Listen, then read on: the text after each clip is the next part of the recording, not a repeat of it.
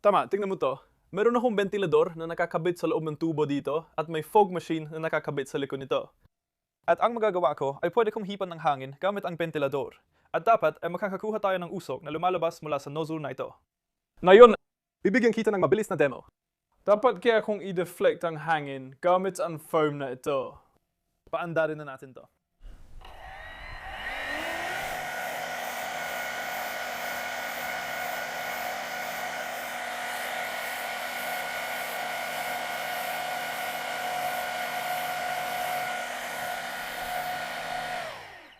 Okay, sana nakita nyo na nade-deflect ng foam ang usok. Pero panurin nyo kung ano mangyayari kapag gumamit ako ng kurbadong ibabaw at inilapit sa agos ng hangin.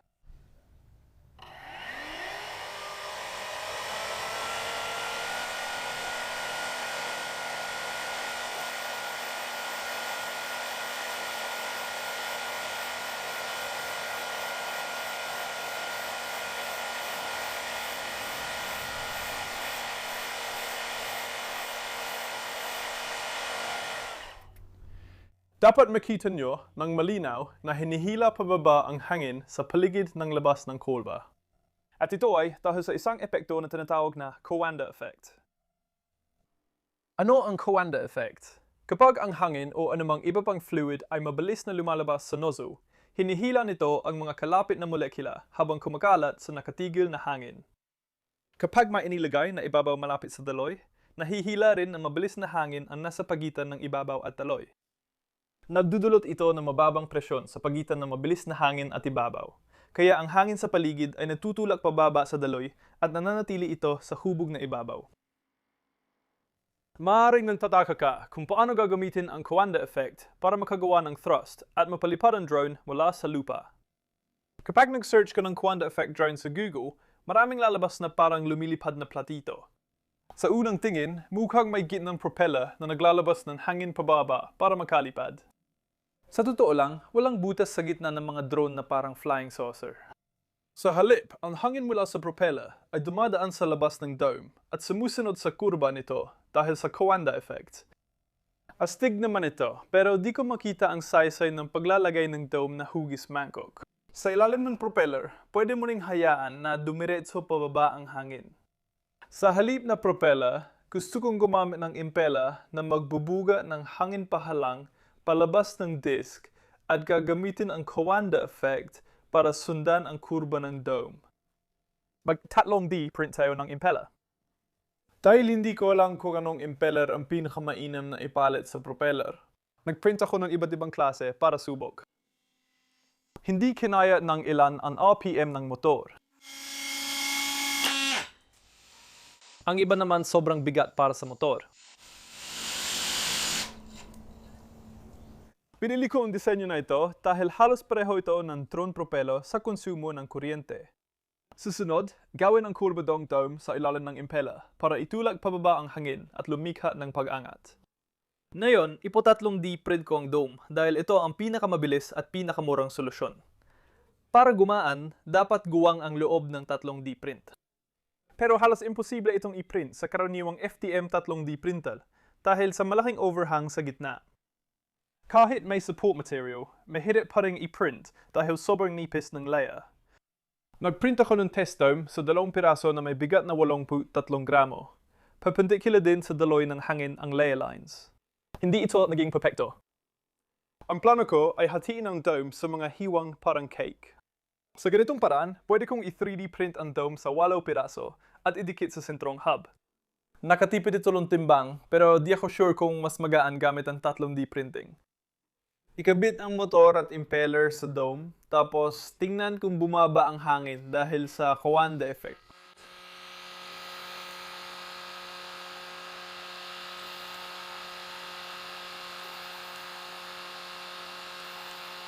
Nakakagulat na may pag-asa. Nag-set up ako ng thrust test stand gamit ang drone motor at propeller para makuha ang control data. Ang setup na ito ay nagbigay ng 10.28 newtons ng thrust habang kumukonsumo ng 346 na watts. Pagkatapos, pinalitan ko ang propeller ng impeller at kinabit sa dome. Nagresulta ito ng 1.84 na newtons ng thrust habang kumukonsumo ng 324 na watts. Na talagang nakakabigo. Pero astig pa rin itong tingnan sa slow motion.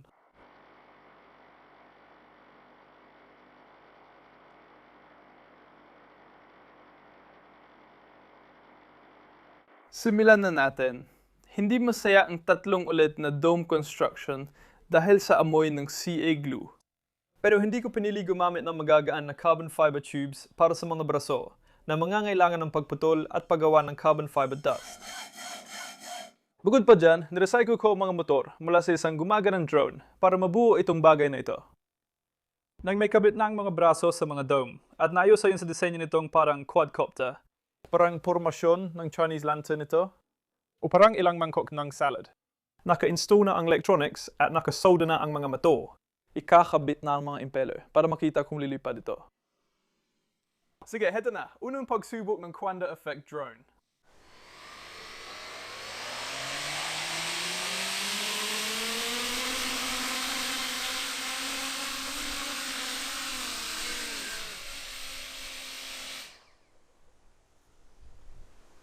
Medyo gumana yon.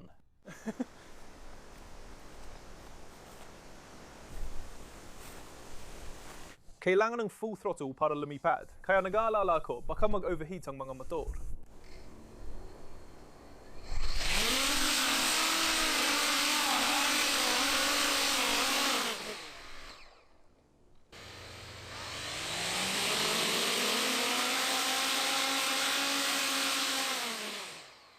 Isa sa mga impeller ay maluwag sa motor. Kaya pupuntahan ko at hihigpitan iyon. Pati na rin para palamigin ng kaunti ang mga motor. Napakaikli ng lipad na iyon. Pakiramdam ko init talaga ang mga ito. Kasi naka-full throttle ako kanina para mapalipad ito.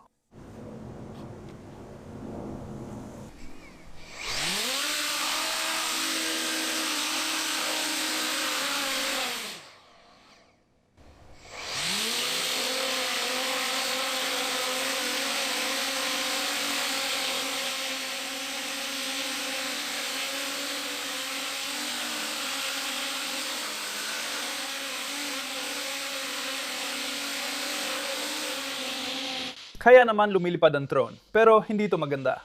Ang kabuuang bigat ng drone ay 800 at 70 gramo, at kaya lang itong mag-produce ng mga 700 at 50 gramo ng thrust. Nakakapag-hover lang ito sa ground effect pag full throttle, na agad napapainit sa mga motor. Sinubukan kong iba-ibang disenyo ng impeller, pero walang nangyari. Kasama na ang disenyo na tumulong palamig sa mga motor. Pero hindi naman nadagdagan ng tulag, kahit konti.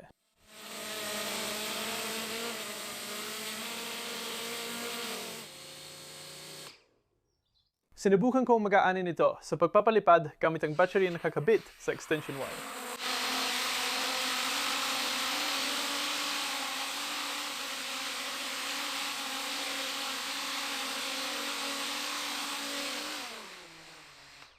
Pero nahirapan pa rin itong umalis sa ground effect.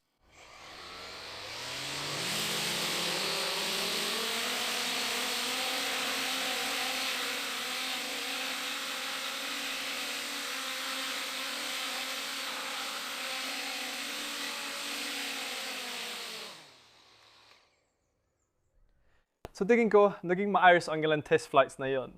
Pinapatunayan nitong pwedeng gamitin ang Coanda effect para ilihis ang pahalang na daloy ng hangin ng pababa para lumika ng pag-angat at maiangat ang drone. Gayunpaman, ito ay sobrang hindi epesyente. Kahit anong gawin ko, hindi talaga umaangat mula sa ground effect. Kahit wala ang bigat ng batya at lahat ng klase ng disenyo ng impeller na sinubukan ko, hindi ko na nga alam kung ilan na. Impeller. Ang daming klase ng impeller, may tumpo pa ron. Iba-ibang anggulo ng mga talim, iba-ibang taas, iba-ibang diametro, iba-ibang bilang ng mga talim. Kahit anong gawin ko, hindi pa rin sapat ang tulad nito. Kaya sa tingin ko, bilang huling subok para mapagana ito. Para lumipad, gamit pa rin ang Coanda effect pero. Tatanggalin ko na lang ang mga impeller at gagamit ng ordinaryong drone propeller. Kailangan kong itaas ng kaunti ang mga motor at maglagay ng parang scoop para sumagat ng hangin mula sa propeller, palabas, Sana, gagamitin pa rin ito ang Coanda effect para hilahin ang hangin pababa. Pero gamit lang ang mas efficient paraan ng paggawa ng tulak. Tinanggal ang lahat ng motor sa mounting, inalis ang solder at kinabit sa 3D printed extension. Pagkakabit sa original na mounting ng motor, itinaas ito ng kaunti para lumabas ang hangin ng propeller sa gilid. Muling sinolder ang mga ito at handa na para sa test flight. Sige, tara, huling subok gamit ang karaniwang propeller. Ay, ang kinis ng tunog niya.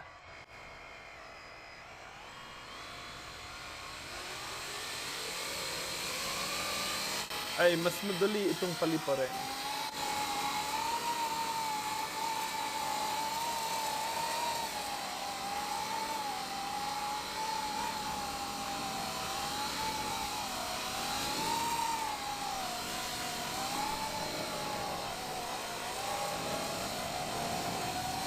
Sasabihin ko na masama ang ground effect niya. Kalahating throttle lang gamit ko, kaya mas maganda lipad nito.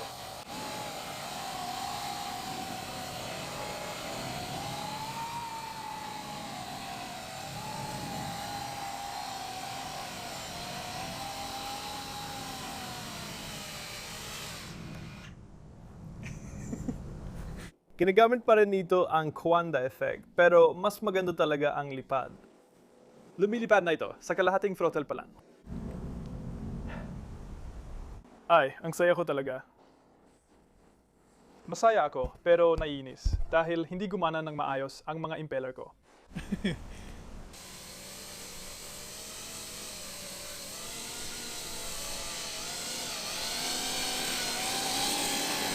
Mukha lang itong ordinaryong drone na may malalaking bagay na parang kamatis sa ilalim.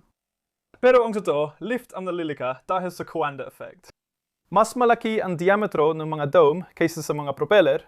Dahil dito, ang thrust ay dumadaloy lang sa paligid ng kurbadong ibabaw.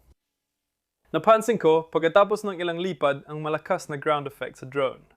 Ang drone ay nakakaranas ng ground effect, pero di ko pa naranasan magpalipad na parang lumulutang sa unan ng hangin.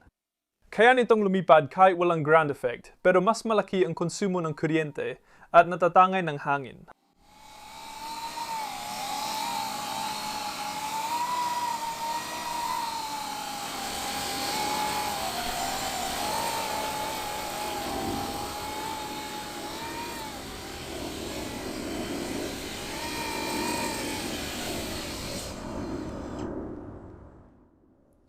Habang nagsasaliksik ako para sa proyektong ito, nabasa ko na pwedeng gamitin ang Coanda effect para idirekta pababa ang airflow ng drone.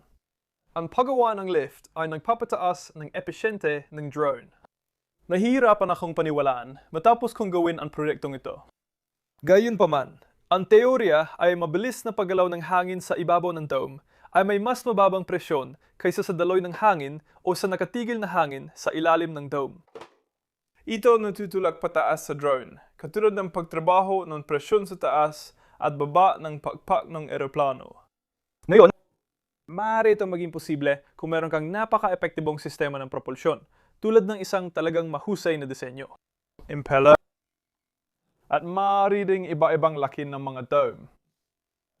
Kung palalakihin mo ang diametro ng dome, lalaki rin ang surface area na magpapalakas sa epekto ng pagkakaibang presyon, kaya mas itutulak ito pataas. Sa tingin ko, dapat mo itong ihambing sa drone na halos pareho ng bigat para balewala ang bigat ng mga dome. Kung alisin ang mga dome, magiging mas magaan ang drone.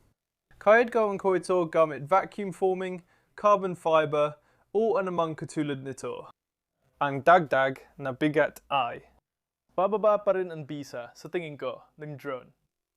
Gayun din, ang paglipad nito sa malalakas na hangin o sa mataas na bilis ay malamang na magiging napakahirap. Hindi ito masyadong aerodynamic. Talagang humanga ako sa ground effect na naranasan ng drone na ito. Mayroong napakalakas na ulan ng hangin na pinadulutangan ito. At ang iniisip ko tungkol dyan ay kung ang daloy ng hangin na dumadaan sa ibabaw ng dome gamit ang isang karaniwang drone, kapag tumama ang daloy ng hangin sa lupa, kumakalat ito palabas. Pero sa ganito, inisip ko kung may bahagi ng hangin na pumapasok sa ilalim ng dome. At halos parang pinipressure ang ilalim nito. Hindi ako sigurado kung paano eksakto. Kung gumagana nga ba yon? Malakas talaga ang unan ng hangin na nililikha nito sa ground effect. Magiging interesante kung maring baguhin ito na parang isang ground effect hovercraft. Kaya Coanda effect, ground effect, hovercraft. Tingnan din kung kailangan pa ng gyros para sa stabilisasyon. Dahil ang hovercraft ay hindi na kailangan man aktibong stabilisasyon. Basta nakalutang sa unan ng hangin sa lupa. Kaya ayan, drone na gumagamit ng Coanda effect sa propulsion. Nakakarismaya na hindi naging mas maganda ang performance ng mga impela kaysa sa inaasahan ko. Talagang gusto ko sana. Mapalipad ng maayos ang bagay na ito, at pagkatapos ay ikumpara ang kahusayan nito sa isang karaniwang drone. Gayunpaman, sa kalagitnaan ng proyekto, napuntanto kong hindi talaga ito mapapantayan ang kahusayan ng karaniwang drone. Napakasama ng kahusayan nito. Pero marami akong natutunan at siguradong gusto ko pang tuklasin ang tungkol sa ground effect. Kung nagustuhan mo ang video na ito, magiging maganda kung makakapag-iwan ka ng thumbs up sa ibaba. Kung bago ka sa aking channel at gusto mo makita ang iba pang, subscribe sa ibaba para sa kakaibang drone projects. Salamat sa aking mga Patreon sa suporta sa patreon.com. Kayong dahilan ng mga proyektong ito. Salamat sa suporta. Magkita tayo sa susunod na proyekto. Paalam!